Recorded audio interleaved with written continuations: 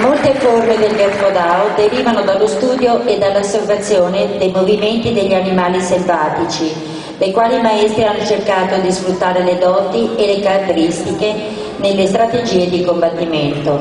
Thomas, Giovanni, Simone e Marco in alcune tecniche di combattimento.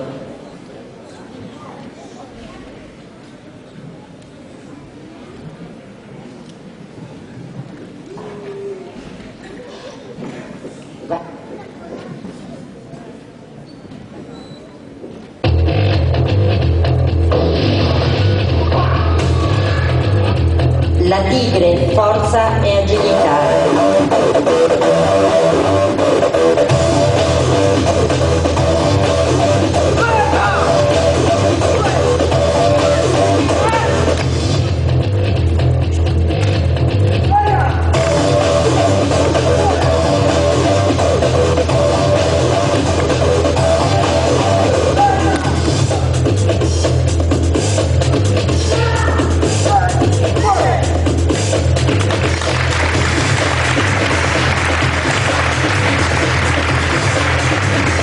La gru, eleganza ed equilibrio.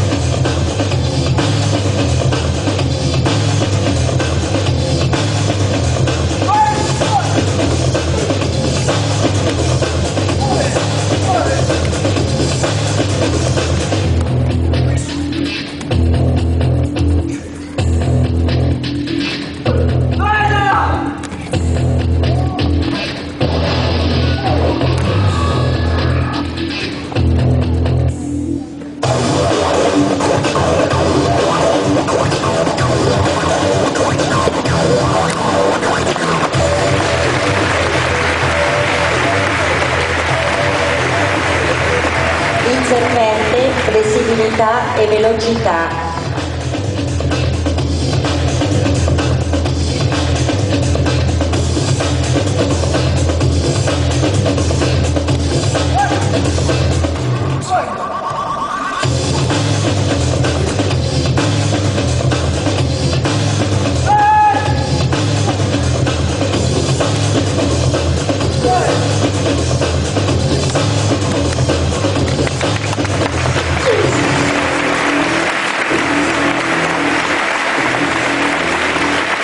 La scimmia, elasticità e astuzia.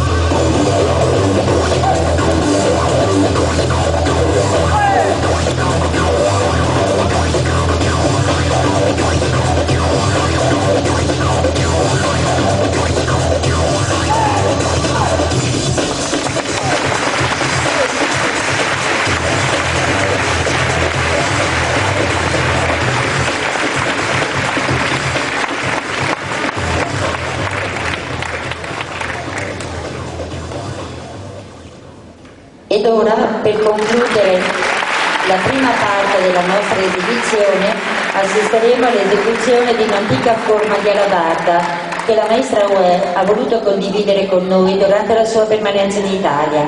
L'alabarda è un'arma molto pesante e sicuramente non tipicamente femminile, in quanto usata per tradizione dai cavalieri. Accogliamo con un caloroso applauso direttamente da Ho Chi Minh City di Vienna la maestra Oa Uè.